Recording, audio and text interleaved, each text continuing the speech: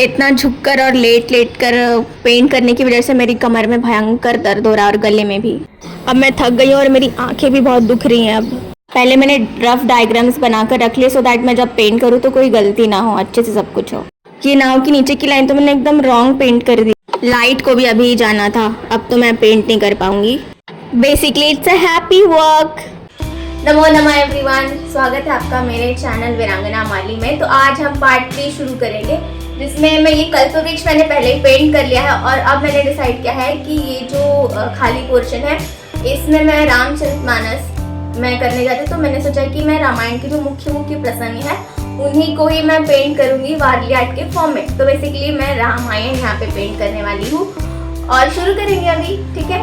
वैसे आज है एकादशी, तो मैं बहुत अच्छा दिन है आज, तो आज से ही मैं वैसे रामचरितमानस के लिए ये बैकग्राउंड प्रिपरेशन करी और वो भी उसमें मैं रामायण बना रही हूँ। तो it's a very big thing for me and special also.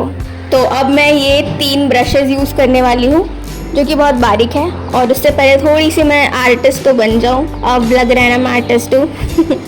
And चलते हैं हनुमान जी के साथ, शुरू करते हैं। तो सबसे पहले मैंने यहाँ पे रफ डायग्राम्स बना के रख लिए थे पेपर पे, सो दैट जब मैं पेंट करूँ तो गलती ना हो, वरना फिर वो प्रॉब्लम हो जाती है। अगर एक बार पेंट करने के बाद उसको वापस ठीक करने में बहुत ज़्यादा दिक्कत होती है, तो इसीलिए।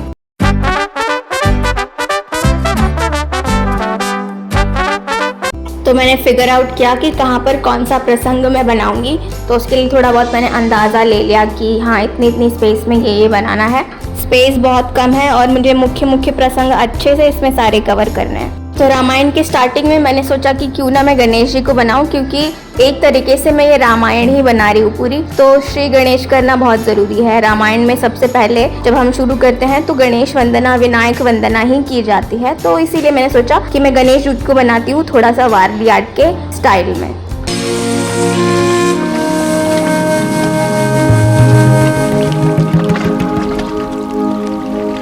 वारली स्टाइल में मैं गणेश जी का जो उदर है, यानी कि उनका जो मेन बॉडी है, वो मैं किस तरीके से दिखाऊँ वो मुझे समझ नहीं आ रहा था। तो हाफ सर्कल में मैंने उसको कंप्लीट किया और सच में बहुत अच्छा दिख रहा था। तो मैं पूरा क्लोजअप में भी दिखाऊंगी आपको। फिर मैंने बनाए गणेश जी के चरण।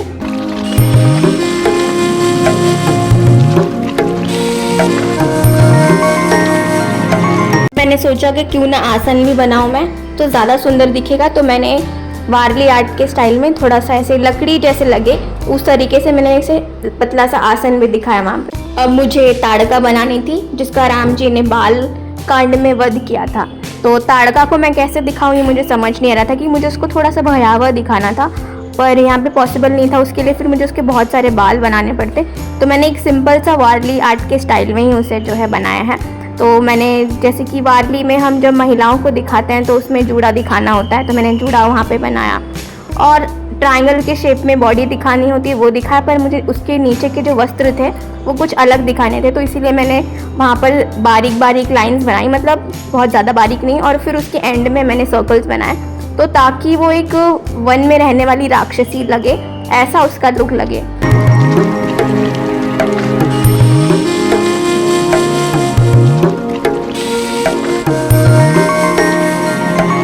और उसके हाथ मुझे ज़्यादा फैलाने नहीं थे क्योंकि बहुत कम जगह है, अलग दूसरे प्रसंग भी दिखाने थे।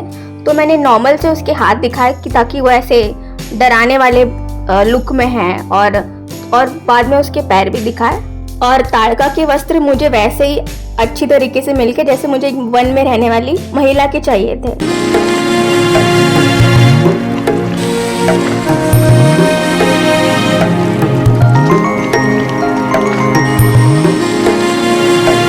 ताड़का अब ऑलमोस्ट बन चुकी है और अब मैं बनाऊंगी प्रभु श्री राम को, जो ताड़का का वध कर रहे हैं।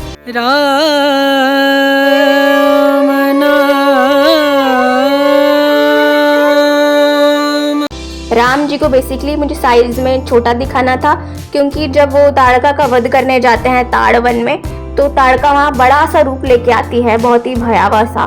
और फिर जो है राम जी जो है वो बाल कांड में उसका वध करते हैं। तो इसीलिए राम जी को मैंने थोड़ा छोटा साइज में दिखाया है और मुझे एक्चुअली उनको थोड़ा सा एक्शन मोड में दिखाना था कि वो एकदम एक्शन मोड में तीर चला रहा है, बाण चला रहा है, बट वो एक्चुअली मैं फर्स्ट टाइम कर नहीं पाई। फिर मुझे समझ में आ गया कि कैसे मुझे इस वारली आर्ट स्टाइल में एक्शन मोड में राम जी को दिखाना है। तो लेकिन जब वो रावण के साथ वध करेंगे उनका, तब मैं उसमें ज़रूर दिखाऊंगी, बट अभी तो इसमें मैंने उनको ऐसे स्ट्रेट में ही तीर चलाते हुए दिखाया। भजले राम नाम सुखधा। अब दूसरा प्रसंग जो मैं बना रही हूँ वो है अहिल्या जी का। जब राम जी पत्थर में जो कन्वर्ट हो गई होती हैं अहिल्या जी, उनका उद्धार करते हैं, उनको अपने पैर से छूते हैं तो वो फिर से जो है नारी का रूप धर लेती हैं। तो उस प्रसंग को मुझे यहाँ दिखाना था। उसके लिए मुझे राम जी के जो चरण थे वो कुछ इस तरीके के से दिखाने थे कि एक जो पैर है उनका वो जमीन पर है और दूसरा जो है वो पत्थर को छू रहा है। तो उसके लिए मैंने ऐसे रफ पेज पे इसीलिए थोड़ा सा बना के देखा था कि कैसे लगेगा, और वो परफेक्ट मुझे लगा। तो मैंने उसी तरीके से इसको यहाँ पे भी पेंट किया है। और एक पत्थर बनाया मैंने जो कि चरण से लग रहा है राम जी के। बेसिकली वो उस पत्थर को छू रहे हैं अपने चरण से और खड़े हैं अपने धनुष के साथ और अहिल्या जी का उद्धार कर रहे हैं।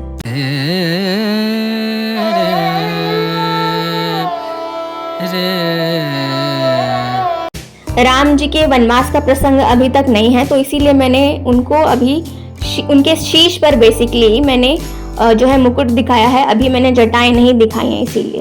तो ये तैयार हो गया है अहिल्या जी का जो प्रसंग है, अहिल्या उद्धार का, वो पूरा हो चुका है। और अब दूसरा प्रसंग जो है वो मैं बना रही हूँ, जिसमें राम जी जो है धनुष यज्ञ जो होता है, यानी कि सीता स्वयंवर के लिए जाते हैं और वहाँ पर धनुष को भंग करते हैं, शिव धनुष को, वो मैंने दिखाया है। तो मैंने उसको भी पेपर पे वैसे बेसिकली बनाया था। तो मुझे इस तरीके से राम जी दिखाने थे कि वो धनुष को भंग कर रहे हैं और एक धनुष जो है आधा एक हाथ में है और उसका थोड़ा सा पार्ट जो है नीचे की तरफ गिर रहा है। इसको भी थोड़ा सा एक्शन मोड में दिखाना था पर मुझे नहीं समझ में आ रहा था।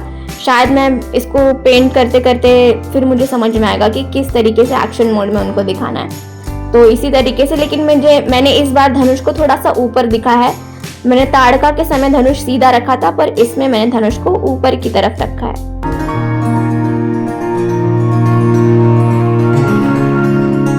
और अब जो मैं प्रसंग बना रही हूँ वो है सीता जी जो है वरमाला पहनाती हैं राम जी को, यानी कि राम जी जो है वो विजयी होते हैं उस धनुष यज्ञ में। तो मैंने इसीलिए सबसे पहले सीता जी को दिखाया। उनके ड्रेस जो थी थोड़ा सा उसमें डिजाइन किया, ज्यादा नहीं, और उनके हाथ में वरमाला है और उनके साइड में जो है राम जी खड़े हैं। राम जी को साइज में मैंने थोड़ा बड़ा बनाया है सीता जी से, ताकि वो लगे कि वर और वधु है, इस तरीके से। भजले राम नाम सुखधाम, भजले राम। और राम जी का पोस्चर भी मुझे इस तरीके से दिखाना था ताकि वो विजयी योद्धा लगे, मतलब एक उनका ऑरा भी उस चीज से झलक रहा है, इस तरीके से मुझे दिखाना था। तो उनकी एक हाथ जो है मैंने कमर पे दिखाया, एक हाथ में धनुष, और वो एकदम स्ट्रेट खड़े हैं इस तरीके से।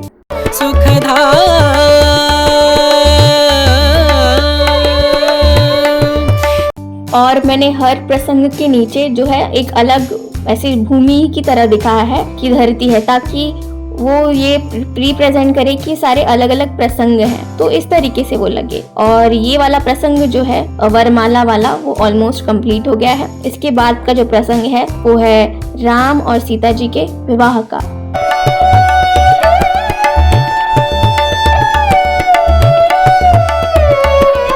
तो अब मुझे दिखाना था सीता राम विवाह का प्रसंग। तो उसके लिए सबसे पहले मैंने यहाँ पर मंडप बनाया है। मंडप के सिर्फ 2 साइड ही मैंने दिखाया ताकि बाद में मैं एडजस्ट कर सकूं उसका तीसरा साइड जगह के हिसाब से। तो मैंने मंडप में थोड़े बहुत जो है डिजाइन बनाए, उसको थोड़ा बहुत मैंने पत्तियों से डेकोरेट किया, वारली आर्ट में जैसी डिजाइन बनाई जाती हैं उसी के अकॉर्डिंग।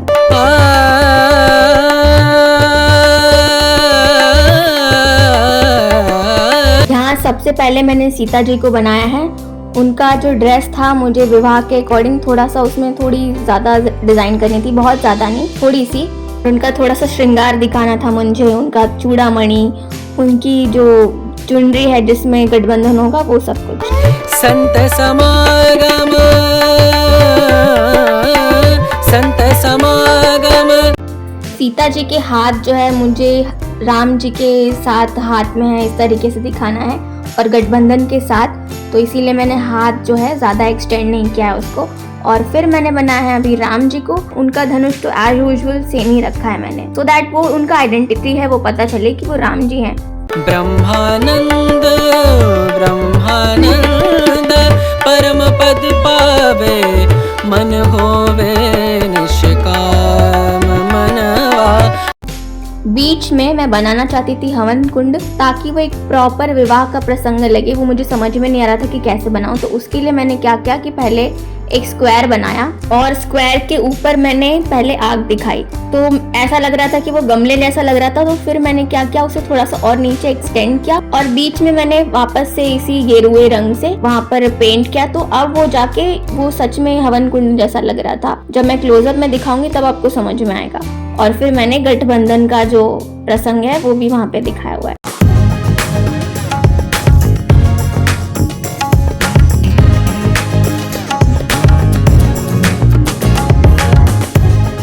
अब बारी है मंडप को क्लोज करने की, यानी कि उसका तीसरा साइड बनाने की।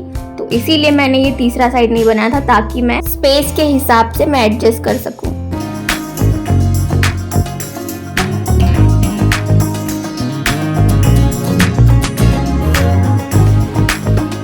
और मंडप को थोड़ा सा और डेकोरेटिव बनाने के लिए मैंने इस मंडप के ऊपर 3 अलग अलग भाग में पत्तियां बनाई हैं उसे सजाने के लिए।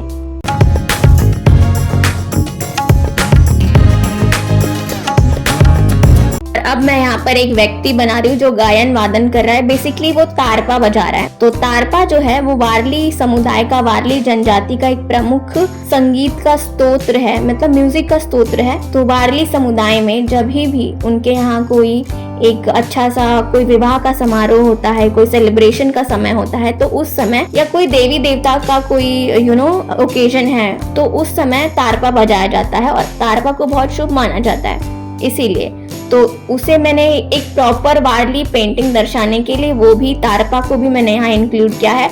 और एक व्यक्ति जो है वो ढोलक बजा रहा है और नीचे मैंने बनाया है जमीन का एक भाग। और मंडप को थोड़ा और अच्छा दिखाने के लिए मैंने थोड़ा सा तोरण भी बनाया है अंदर की तरफ। तो इस प्रकार यह प्रसंग जो है सीताराम विवाह का वो पूर्ण हुआ।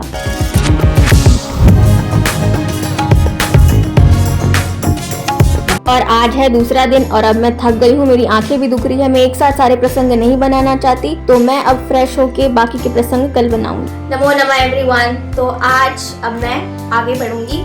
कल मैंने यहाँ राम सीता विवाह जो है वहाँ तक मैंने पेंट किया था और अब इसके आगे पेंट करूँगी। कल इतना ही हो पाया था, कल मुझे इतना समय नहीं मिला, तो अब इसके आगे पेंट करेंगे। ओके।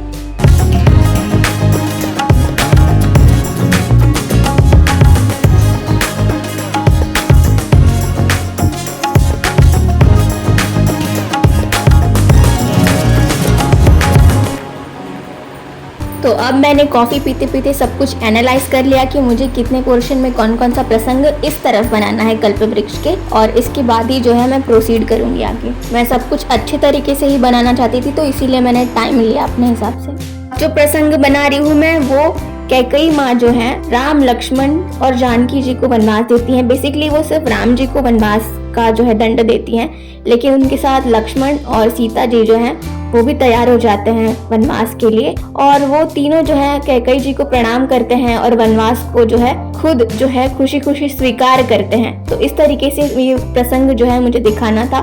तो सबसे पहले मैंने लक्ष्मण जी को दिखाया है। मुझे इस पीछे का जो जगह है, पोर्शन है, उसको भी पूरा कवर करना था, तो इसीलिए पहले लक्ष्मण जी बनाया मैंने और फिर मैंने बीच में सीता जी को बनाया है, फिर राम जी को। तो तीनों जो है राम लक्ष्मण जानकी वो कैकई माँ को प्रणाम कर रहे हैं।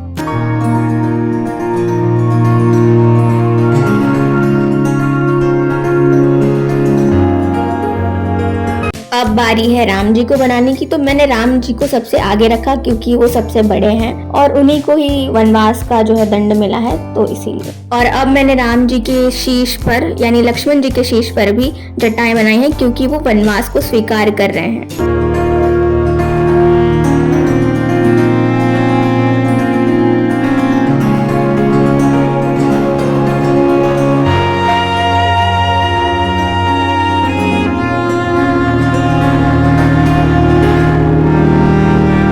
अब मुझे कैकेयी जी को इस प्रकार से बनाना था कि जैसे वो दंड दे रही हैं राम जी को, उन्हें अयोध्या से जाने के लिए कह रही हैं और थोड़ी सी क्रोधित भी हैं, तो उनका पोस्चर मुझे इस तरीके से कुछ बनाना था। साथ ही उनको एक रानी के गेटअप में भी दिखाना था मुझे, और वो राम जी और लक्ष्मण जी और जानकी जी जो हैं वो जा चुके हैं अयोध्या से बाहर, बेसिकली वो जा रहे हैं, तो एक दहलीज भी मैंने बनाई थी वहाँ पे, ताकि वो एक डिफरेंस दिखे, एक वहाँ पर कुछ अलग दिखे कि वो अब जा रहे हैं।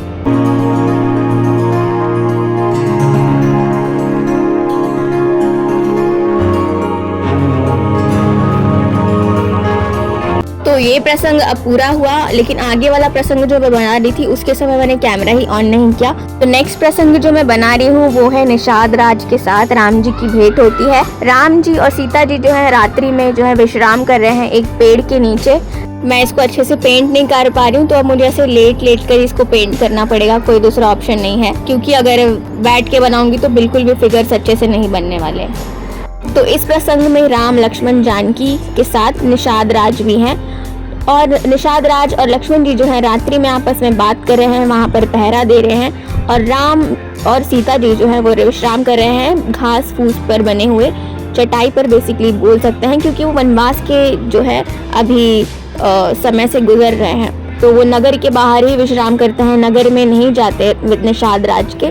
तो उनकी जो है पहरेदारी के लिए लक्ष्मण और निषाद राज जी आपस में बात करते हैं और अयोध्या में जो भी हुआ है वो सब कुछ डिस्कस करते हैं। तो निषाद राज जी को मैं कैसे दिखा वो मुझे समझ में नहीं आ रहा था, तो मैंने उनको उनके सर पर 2 पत्ते जो हैं, बेसिकली वो जो है वन जनजाति से बिलोंग करते हैं वो भी, तो इसीलिए उनको भी मैंने इस तरीके से दिखाया। इसके बाद का जो मैं प्रसंग बना रही हूँ वो बना रही हूँ केवट जी का, जिसमें केवट और उनकी पत्नी जो है भगवान राम के पैर पखार रहे हैं। केवट जी राम जी से रिक्वेस्ट करते हैं कि कृपया वो उन्हें अपनी चरण सेवा प्रदान करें, तो राम जी जो है उन्हें फिर अनुमति देते हैं, क्योंकि केवट जी जो है वो हट करते हैं कि बिना चरण सेवा किए वो उन्हें गंगा पार नहीं करवाएंगे।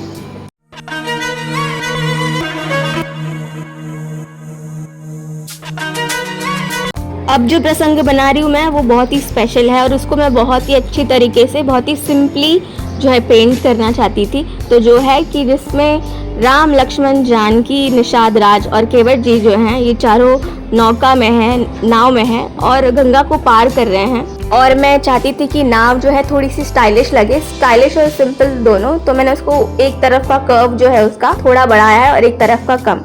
सबसे पहले मैंने सेंटर में राम जी को यहाँ दिखाया है, उसके बाद सीता जी और उनके पीछे लक्ष्मण जी को।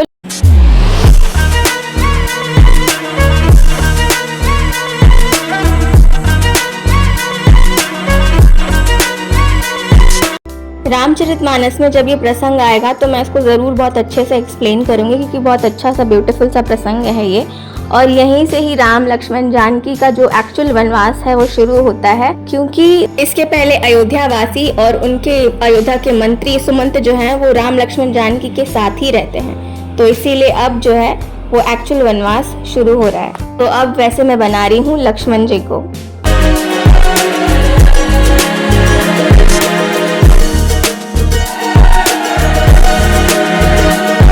अब मैं बना रही हूँ केवट जी को जो नौका चला रहे हैं, और उनके पीछे निषाद राज जी बैठे हुए हैं। निषाद राज भी राम लक्ष्मण जानकी के साथ ही होते हैं भरद्वाज मुनि के आश्रम तक। उसके बाद राम जी जो है उन्हें आदेश देते हैं कि वो वापस अपने राज्य में लौट जाएं और वहाँ अपनी प्रजा को संभालें। फिर राम लक्ष्मण जानकी जो है वो आगे प्रस्थान करते हैं वाल्मीकि आश्रम की ओर।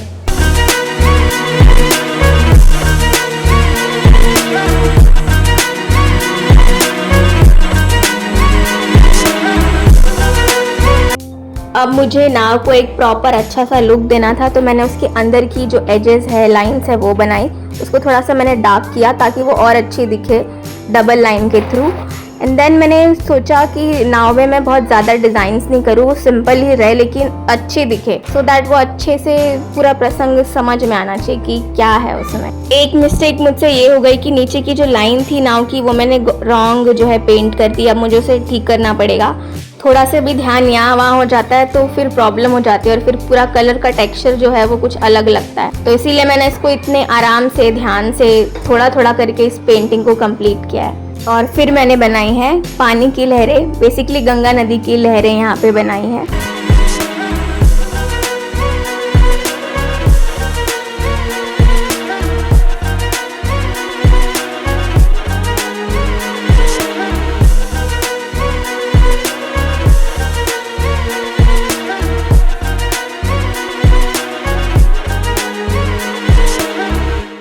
बहुत बारिश हो रही है तो उसकी वजह से पावर कट हो गया है। वैसे मुझे ब्रेक की बहुत ज़रूरत थी। तीसरा दिन आज यहीं ख़त्म होता है। मैं अभी इससे ज़्यादा पेंटिंग आज नहीं करूँगी, फ्रेश मूड से कल करूँगी। अब bye everyone, thank you for watching. Jairam ji की।